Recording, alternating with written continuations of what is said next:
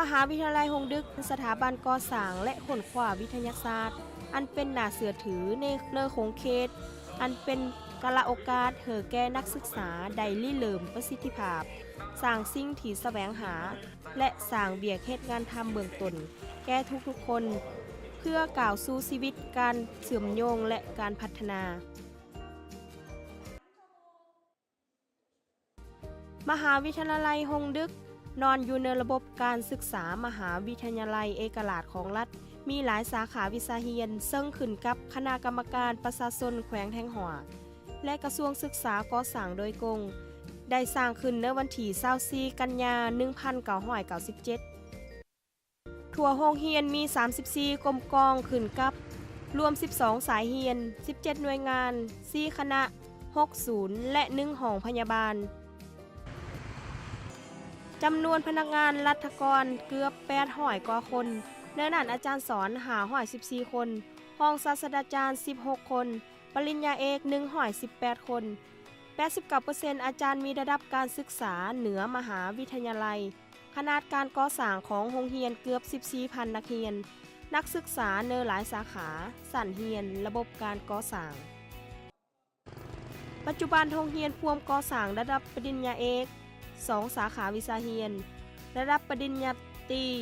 12สาขาวิชาเรียน1สาขาเสื่อมต่อก่อสร้างกับมหาวิทยาลัยซุนซิลเกาหลีเต๋อระดับปริญญาตรี38สาขาวิชาเรียน1สาขาวิชาเรียนเสื่อมต่อกับมหาวิทยาลัยแห่งราชาอาณาจักรไทยระดับชั้นสูง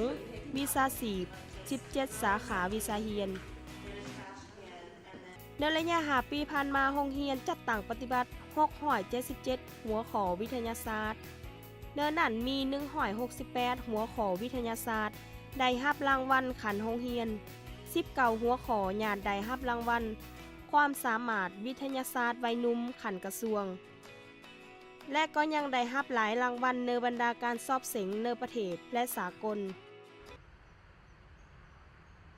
เนื้อของเขตการห่วมมือสากลทางโรงเรียนได้ห่วมมือก่อสร้างเสื่อมต่อกับหลายสถาบันเนื้อของเขตก็คือประเทศศาสตร์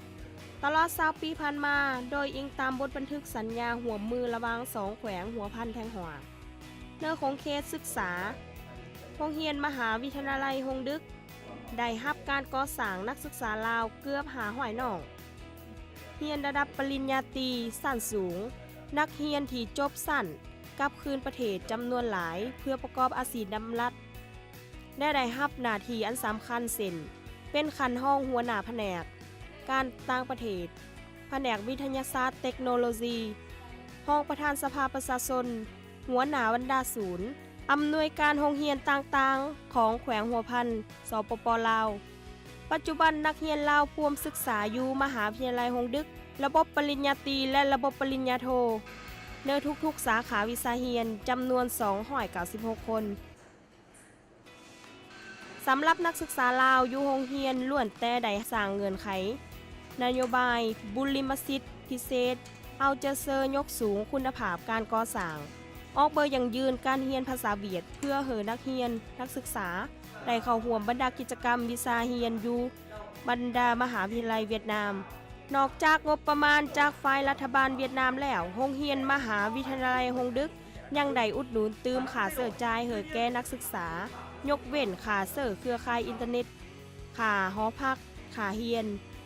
และค่าธรรมเนียมเสียงคืนเถื่อที่1สวยอุดหนุนพาหนะไปทัศนศึกษาอยู่แห่งท่องเที่ยวประวัติศาสตร์แหล่งท่องเที่ยวธรรมศาสตร์และวัฒนธรรมจัดตั้งการเคลื่อนไหวกีฬากายกรรมทำเฮียนกับนักศึกษาลาวด้วยกันและแลกเปลี่ยนประสบการณ์กับนักศึกษาเวียดนามโรงเรียนมหาวิทยาลัยฮงดึกยังบ่หยุดยั้งในการพัฒนายกสูงคุณภาพการก่อสร้างและการพัฒนาห่วมมือสากลในทุกโรงเขตประกอบส่วนอย่างต่างหน้าเข้าในการพัฒนา